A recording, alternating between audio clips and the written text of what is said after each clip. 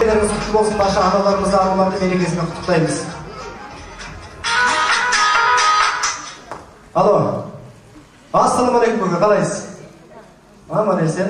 Өзіңіз? Не болып қалды? Қатынмен ажырастым?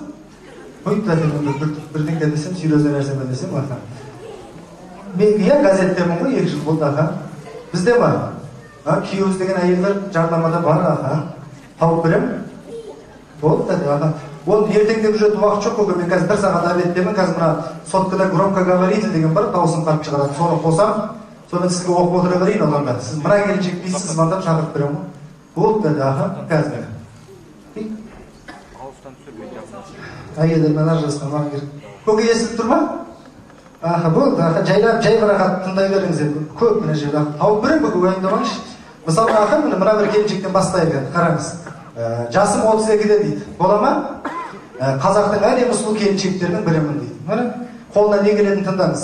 Палау басу, манды пісіру, қолда лағман созу, қамыр жайып, ет асу, үй жинап, кір жуып, тамақ істеп, пол жуа білетін еркегіздер жүрмін дейді. Оңай ма? Сол үшін ажырастым ғой. Мына біреу бола ма, қараңыз. Баспанасы бар еркек керек дейді. Баспанаңыз бар ғой? Болды, міне. Себебі өзімнің баспанам жоқ. Сол еркектің үйінде тұруға дайынмын дейді. Бірақ жалғыз емеспін, өзіммен бірге әкем, шешем, ағам, жеңгем, інім, сіңілім, шұбалам, байым, қайнатым, енем бар. Бәріміз баспанасыз қиналып жүрміз, хабарласыңыздаршы, далагүл үйсізбіз дейді. Болады ондай ма? Бір бола ма, қараңызшы, осы болып болады деймін. Асхананың шеберімін дейді. Міне көке, бізге керек осы ғой, еркектер керек кухня қойған. Асхананың шеберімін. Қолымдан келмейтін тағам түрі жоқ. Кез келген тағам түрін әзірлей аламын дейді. Бірақ оның бәрін пісіріп отыратын уақытым жоқ, жұмыстамын, өзіңе үйретіп берем, мен келгенше дайындап отырасың. Күйеуіміз екеуміз келіп, жеп, тойып, жұмысқа қайтып кетеміз, сен бала-шаға қарап отырасың. Біз отпускіге шыққанда қайқа барсаң ойға бар дейді. Ой, бөтеді. Әлде болса сол шешемен қайттан қосылу деген вариант жоқ па? Сразу шарт тұрып па? Мейлі басыңыз жарған екен, соған бола жасасыз ба? Мейлі 4 жерімізден пышақтап соған бола ма? 5 жерді лақтырып жіберді. Вот, әргір оқыдым. Бір бола ма, қараңыз. Жасым 30-да дейді. Фигурам 90-60-90. Бойым 1-90.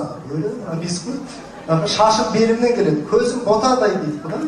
Жеке фирмам бар, жеке рестораным, жеке баням, жеке саудам, жеке бильярдым бар дейді. Өлі бұл сізге емес, маған көке. Америкада үйім бар, Италияда, Испанияда үйім бар, жеке көлігім бар, жеке самолетім бар, жеке пароходым, жеке вертолетім бар. Ит асыраумен айналысып, бір ит жетіспей жатыр. Итім болып келсе хабарласты. Мамандығы психолог, ит пен еркектің айырмашылығы жоқ деп білем дейді. Айырмашылығы біреу-ақ, иттің ақылы бар дейді. Бұндайлардан есірген әйелдер дейді. Көп қой, сіз главное қапа болмаңыз, есі тыңдай беріңіз, көп нәрсе өмірден түгілмесеңіз болды ғой. Мына біреуді қараңызшы, болады дейді. Жасым 36-да дейді.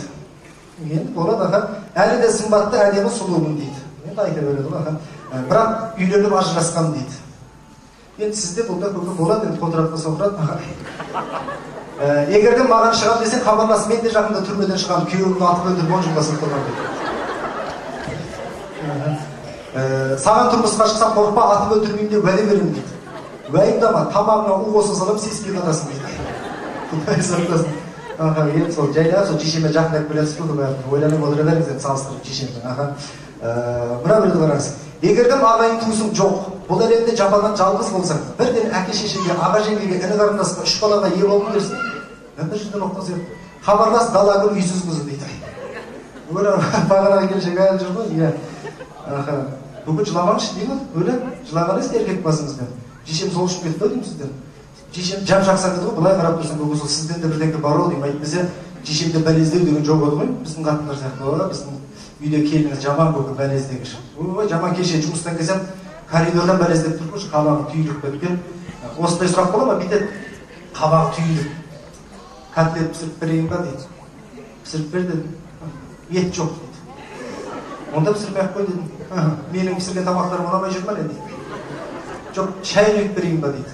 Құйып бер дедім. Өзіңнің қолың жоқ па не дейді. Шыдап жүріп көңіл солғанда қайта сол шешемді ойлана беріңіз аға. Көре берейікші? Көре беріңіз арқарай. Көп қой мына біреуді қараңызшы не дейді. Не дейді? Жасым 25-те. Келбетті сұлумын дейді. Осыны көрейікші 25 жасар көке. Өгі мықты аға. Банкте жұмыс істеймін, $4000 айлығым бар дейді. Бітті көке, осыны ұстаймыз. Не болсын аға. Өзімнің жеке баспанам бар, 16 бөлмелі двухэтажный коттедж дейді. Өлі Жұмысымда, баспанамда, ақшамда бар, менде бәрі бар екен ғой, маған еркек деген проблеманың керегі жоқ. В общем, хабарласып беріп қойсаңыздар болады. Не істейсің, өмір ғой. Мына біреу түсінбедім көке, қараңызшы, түсініксіз, бүйтеді. Не дейді? Басы жұмсақ еркек іздеп жүрмін дейді. Ол қарай, басыңыз жұмсақ па? Өйтті жұмсақ іздеп, сразу көрмесеңізші. Неге? Себебі күніге оқтау сатып ала беретін ақшам жоқ дейді. Басыңыз қатты ма? Қатты дейді. Сразу өзгереді. Мына біреуді қараңыз.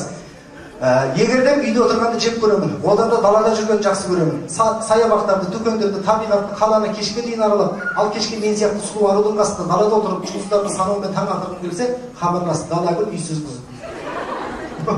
Әлі жүріп, құдай берсін. Мына біреуді қараңыз. 100 граммға жоламайды, білдім арақ ішпейтін еркек керек дейді. Міне көке, сіз білем сіздің арақ ішкеніңіз көрген емессіз. Бұл да намаз оқиды келіншек болды ғой. Себебі екеуміз отырысқа барғанда жарысып ішіп отырғанымыз ұят болады.